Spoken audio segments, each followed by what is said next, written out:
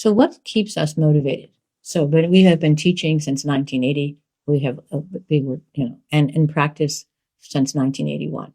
And what keeps us going? It's not because we have nothing else to do. It's because of the certainty and the gift that we give by actually helping people. So I really think for so many young practitioners, there's so many factors that are coming at you. The number one thing that we have found that actually helps with burnout is getting results. So when you see the things that happen by really being clear at what you're doing and actually seeing a nervous system change and life's change and suffering being relieved, it is a very rewarding life. So I just really encourage you that if you are in a situation where you're feeling a little burnt out and you're not sure you want to continue, come and study with us. Come and see the results that you can get. And that alone maybe uplift you to want to continue to do this work that you have spent so much of your time learning and studying. There's one more thing that we're really excited about, the Peak Potential Institute. We have had classes now. Well, since 1980, we've been teaching chiropractors. But this year, we're going to be opening up a whole new level of study. We're going to be offering things for parents as well as other practitioners. So we're really excited about this. If you're not on our mailing list, please join our mailing list because you'll get the announcements as soon as we have these classes released.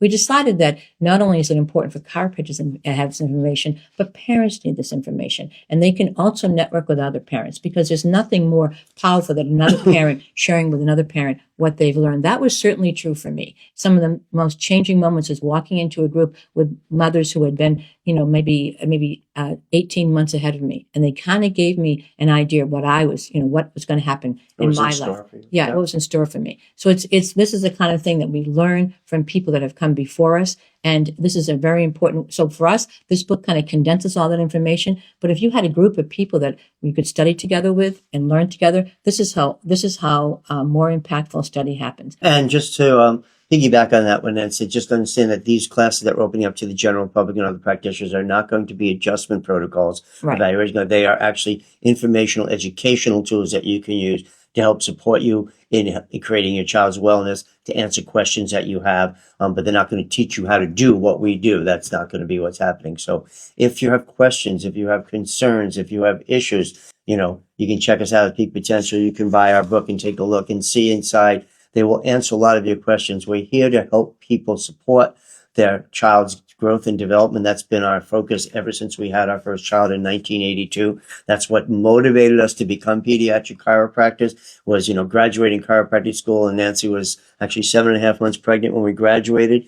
And then we graduated school and we had this little being. And, some of the issue with chiropractic school is they don't teach a lot of pediatrics. Most of that's postgraduate. So I had this little being who I wanted to optimize their potential. I understood the chiropractic paradigm about that, but I really didn't have the skill set. So I had to go search it out and learn it. And that has been my journey for the last 43 years. And I still to this day go into my office and learn new things every single day. You never stop learning. Nancy talked about burnout. And really the other thing about burnout besides the results is the ability to continually learn. Mm-hmm. As long as I'm continually learning, continually getting feedback, continually growing, then you don't burn out. When you stop growing, when you stop learning and you get to that place where you're either apathetic or things become dull and boring, then you burn out. No matter how much money you make, you'll still burn out. So keeping excited about it, seeing, as Nancy said, seeing the results, but growing yourself personally or professionally, that's really what's one of the most important things to prevent you from burning out.